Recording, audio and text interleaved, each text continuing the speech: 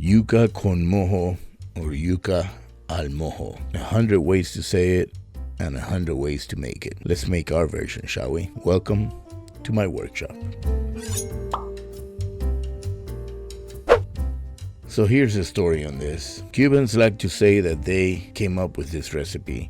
Puerto Ricans do the same. Dominicans as well. So the truth is that we don't really know, but what we do know is the Caribbean loves it, and we're gonna make some. We know that yuca is indigenous to the Caribbean, and we're gonna make this beautiful dish. So let's get started. I like to make this dish with fresh yuca, but here in Utah it's kind of hard to get it.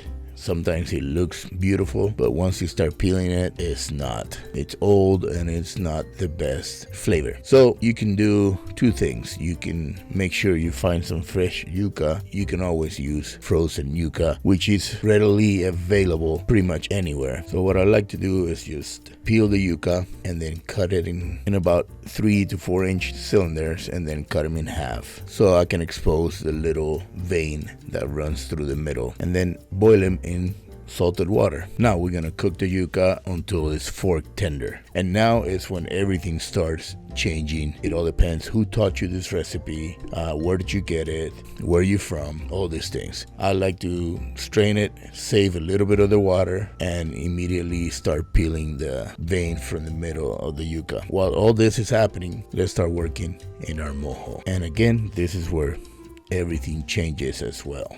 There's all kinds of ways to make it. Is there a correct way and an incorrect way? I don't think so. The way I like to make it is I add bacon to it. Just grab a pan, start cooking some bacon so I can render the fat out of the bacon. And then once the bacon is nice and crispy, I add my onions, my garlic, and I add cumin, lots of pepper, bay leaves, and a little bit of salt. After that, I like to, once everything, the onion is nice and soft, has a little bit of color, I'll add my vinegar. I use white vinegar, or you can use champagne vinegar or apple cider vinegar if you want a little bit of a sweetness to it. Once that is cooked, then I like to add my clean yuca into the pan until it grabs that little creamy texture that the yuca usually has once it's cooked. And now, whatever amount of vinegar I use, I like to use the same amount of extra virgin olive oil, but I'm not gonna heat the olive oil. I'm gonna shut the heat at this moment, add the olive oil, toss everything together, add the cilantro, and check for salt and pepper, and then serve it in a bowl. And voila, this is what it comes out to. So you can leave this at room temperature for a little while,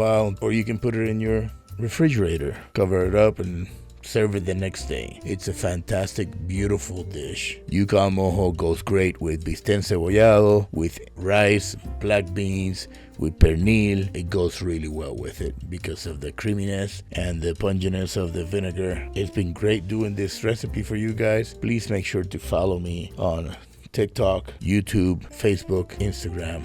Remember to share with your friends. Let me know what would you like to see next. I appreciate you guys. Please stay healthy. Remember that the recipe is in our YouTube page. Take care of yourselves, and I'll see you next time. Ciao.